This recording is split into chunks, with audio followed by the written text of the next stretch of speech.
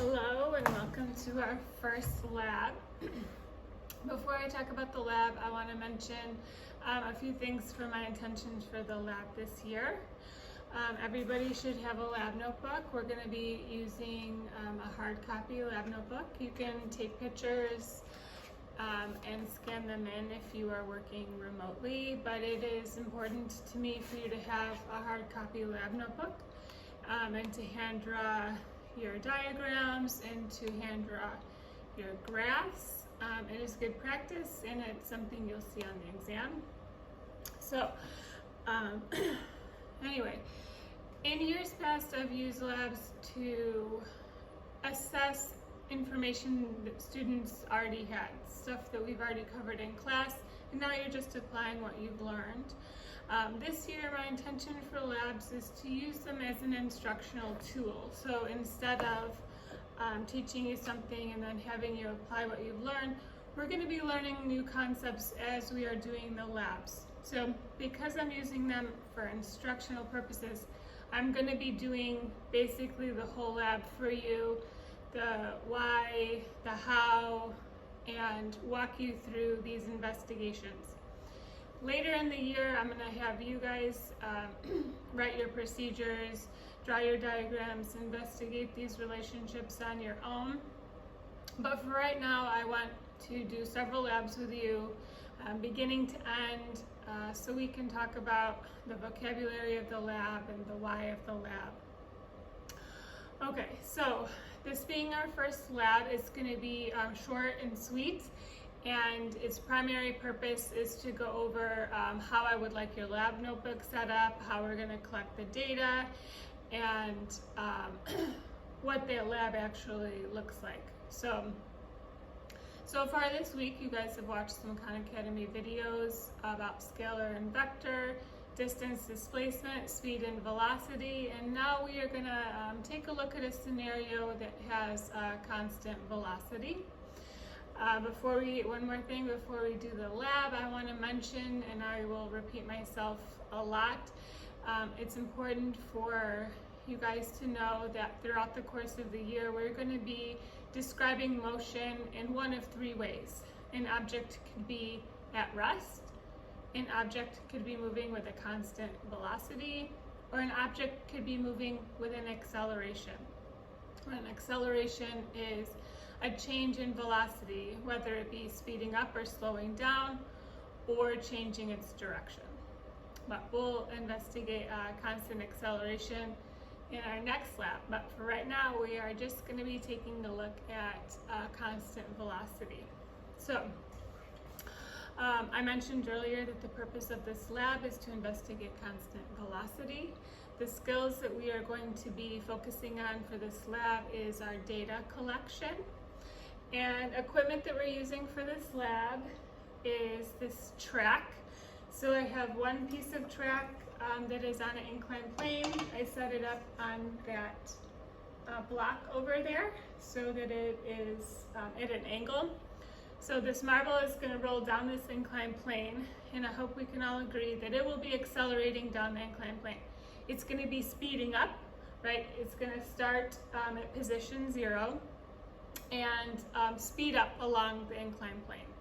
Once it reaches this flat surface, right, it's going to be moving with a constant velocity. So this is the part of the track that we're going to be focusing on for this lab.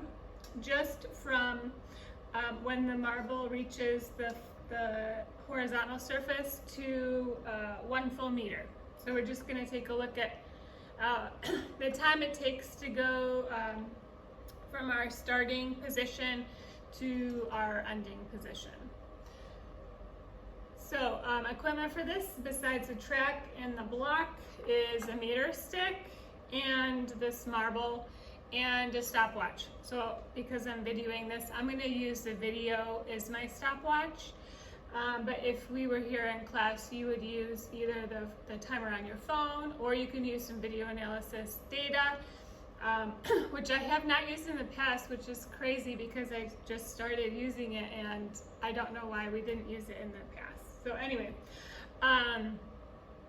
measurements for this lab. We are just going to be measuring our distance and our time, or displacement and time.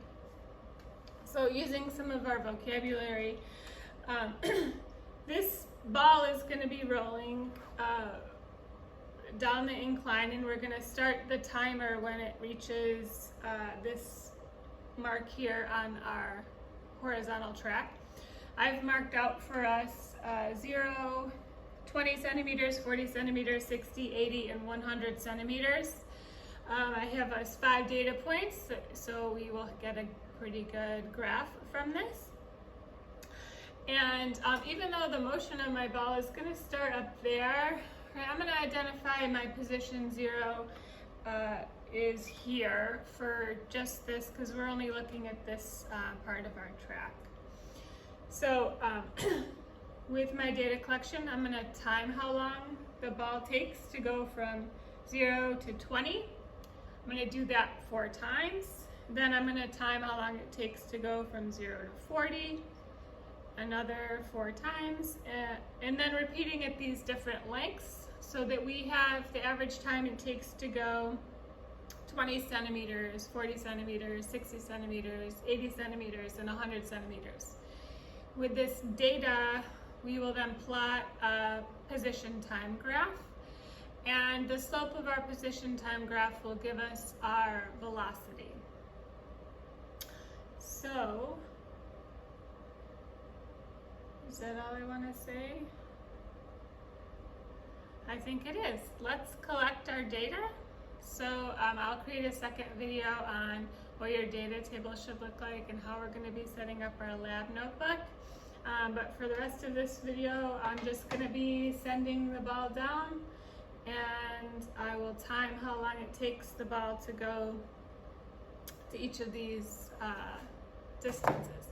Oh, that reminds me. I did want to mention about distance and displacement and speed and velocity. So for this example, our distance and our displacement are going to be the same thing. This sphere is going to go 100 centimeters, right? The distance is 100 centimeters, and we can say our displacement is going to be 100 centimeters in the positive direction, right? This is an example of where your distance and displacement are going to be essentially the same thing, except for your displacement will get a direction, the forward direction.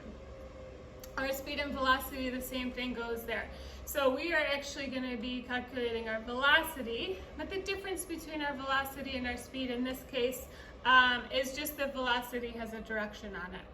So it is going to be going the same displacement in the same amount of time as distance in the same amount of time. So the difference in this particular example, our speed and velocity are going to be have the same magnitude. Same thing with our distance and displacement. The only thing that separates the two is our direction when we talk about the scalars, displacement and velocity. So our direction, I have a bad habit of not including our direction when talking about our vectors, but I will do better about it since we're using this as an instructional tool. So for my displacement, I'm going 100 centimeters in the forward direction, and my velocity will be whatever that amount of time is in the forward direction. So here we go. I'm going to send this down 4 different times, and then I'll use my video analysis to give me those times. It should be slow, and the data collection should be good because my incline is not very steep. Okay.